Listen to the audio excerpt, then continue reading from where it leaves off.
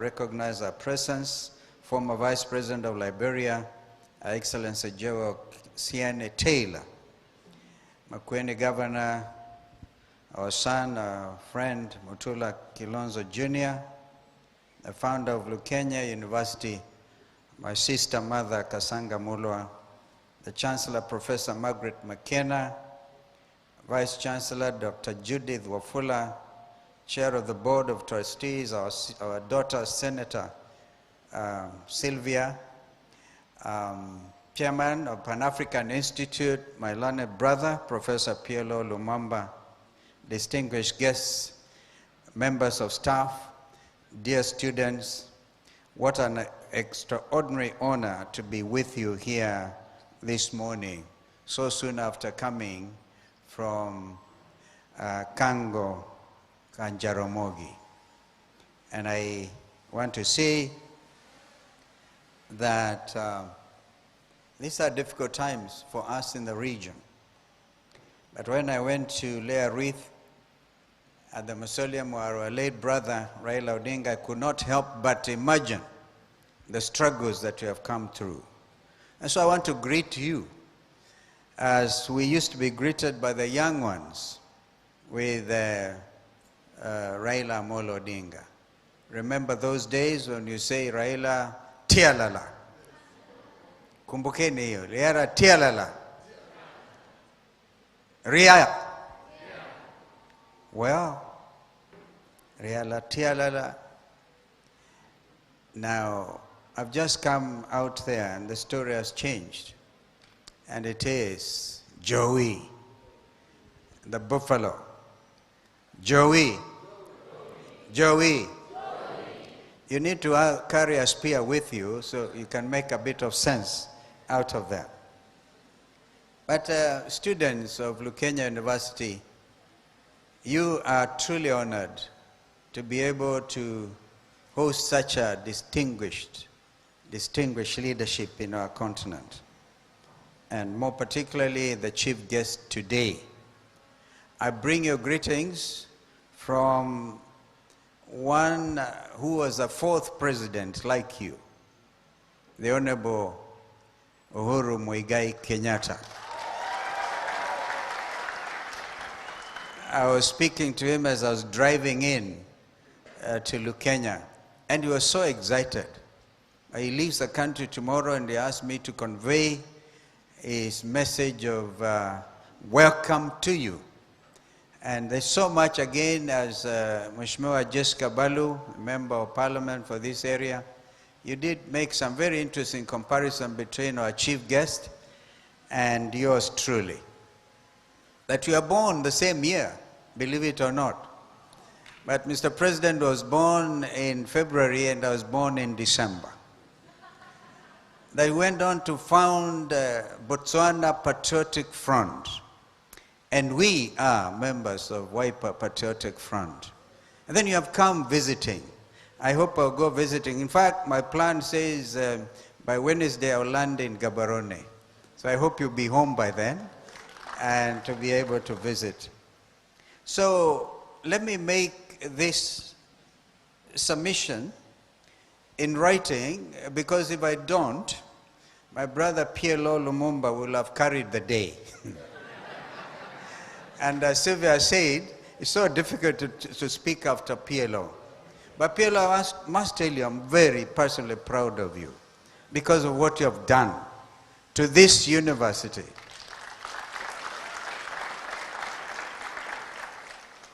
And you continue to live that dream of Pan-Africanism, content. Then you also add form to it because you're eloquent.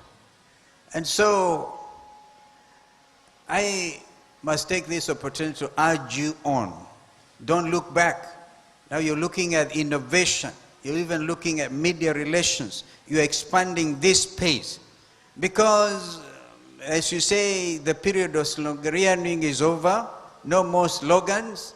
We need to really live what we preach. And so you're in the forefront at such a time as this. I've seen you crisscross the continent, sometimes addressing huge audiences, some not so huge. Like I watched what you talked about in Accra, Ghana, and I'm truly amazed. And so I wasn't here when Malema was here, because I was afraid that these Kenyans were going to look at me differently. But that's a true African, a true son of this continent, saying it as it is. Because the era of preaching that we are the African lion has come to an end. Because must come to an end, literally, and really do something. We often talk about the Asian tigers, Mr. President, the Asian tigers, and then we say the time for the African lion has come, and the elephants and all.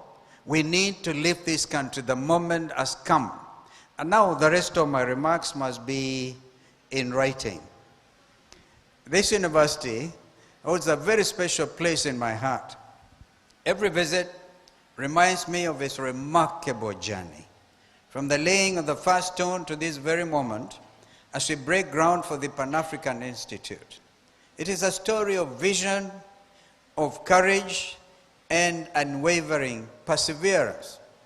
That's why you are dressed, the dress code here is not a suit or a jacket like Governor Mutula is wearing. And imagine this mama and our late brother Justice Kasanga Mulwa were able to do the impossible. The dream of Justice retired Kasanga Mulwa and Mrs. Mother Mulwa has not only endured, it has indeed flourished. Lukenya University stands today as a shining example of how vision, determination, and purpose can create transformative institutions. Because of their vision, Makueni proudly hosts Kenya's first non-profit university dedicated to African empowerment through education and through innovation. This is the essence of transformation. The belief that with commitment and persistence, we can build Africa and the world bade farewell to one of our greatest Pan-Africanists, the second Prime Minister of the Republic of Kenya, Right Honorable Raila Odinga. Your heart, my dear brother and friend Raila, is smiling down upon us and upon you, proud of your tribute to him in his honor this morning. And what Junior forgot to say is when I did not contest the three presidential elections in a straight line, it's because I chose for the first two to be my brother's running mate. And the third one, I did not even offer my candidature. I said I was going to really support him unconditionally. And that we did. Raila's Pan-Africanism was never merely ideological. It was a way of life. For decades, he championed African unity, economic cooperation, and leadership that prioritizes people. He believed passionately that Africa must speak with one voice and that our continent's future depends on our ability to stand together. As the African Union's High Representative for Infrastructure Development, Raila carried this dream across Africa. He envisioned a continent connected by railways, by roads, by energy corridors, and digital networks. A continent bound not by borders, but by shared purpose. He often reminded us, I quote, Africa cannot trade or integrate without infrastructure, end of quote. For Raila, this connection was more than development. It was liberation. And therefore, I also agree with you, my brother PLO, when you say the time for economic liberation is now. It was important. Our forefathers, a lot of whom are actually being depicted right in front of us, struggled and fought for African political liberation. And that was achieved. And I think the story of Kwame Nkrumah, the argument at the OAU summit at that time, whether they should have gone for integration, which was, I think others like Mwalimu Nyerere and others, had a few had a different way of looking at it. But imagine Kwame Nkrumah's dream been agreed with. This will be a continent like no other. So now, for my brother Raila, even in death, his spirit continues to inspire. His voice reminds us that Africa's power lies in cooperation, not in division, in dignity, not in dependency. May his soul rest in eternal peace, and may his dream for a united Africa live on. Of course, he joins many, many others. I can tell you, for example, at the occasion to even reach out to brother leader who was misunderstood, Muammar Gaddafi. I see my friend PLO. I think you need to look a little bit at that contribution.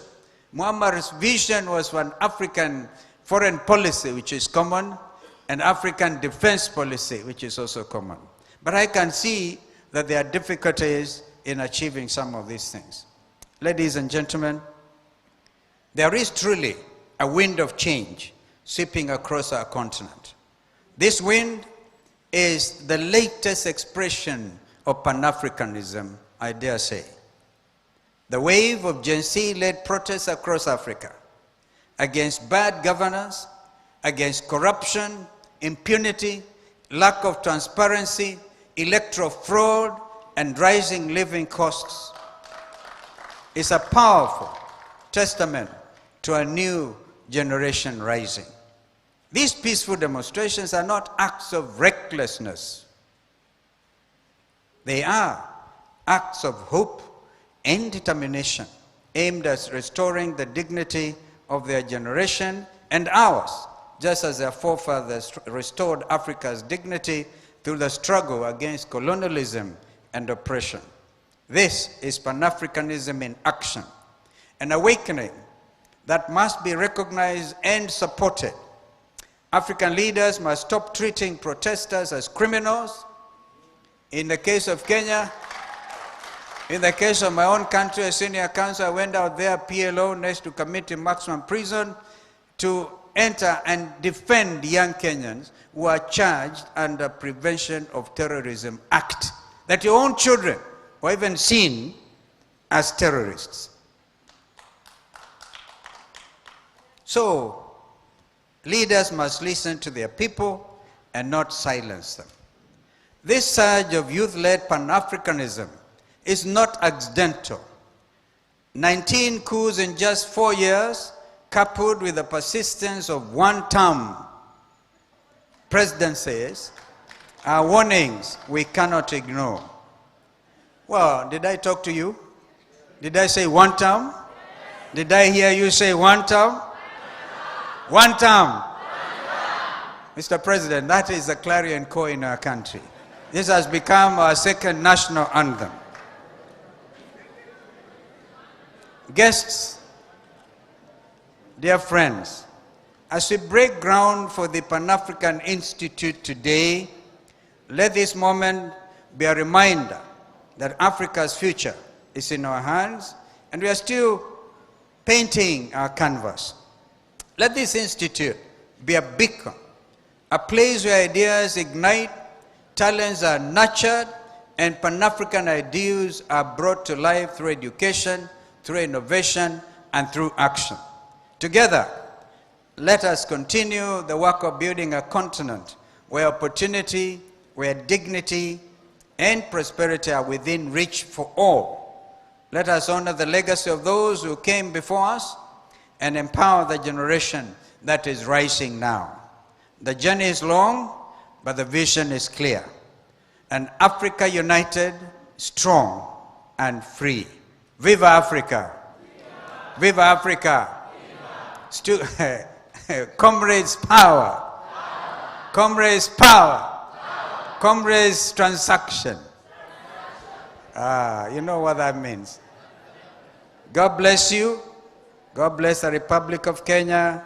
God bless the Republic of Botswana. Long live Africa. The time for Africa to rise is now. Amen.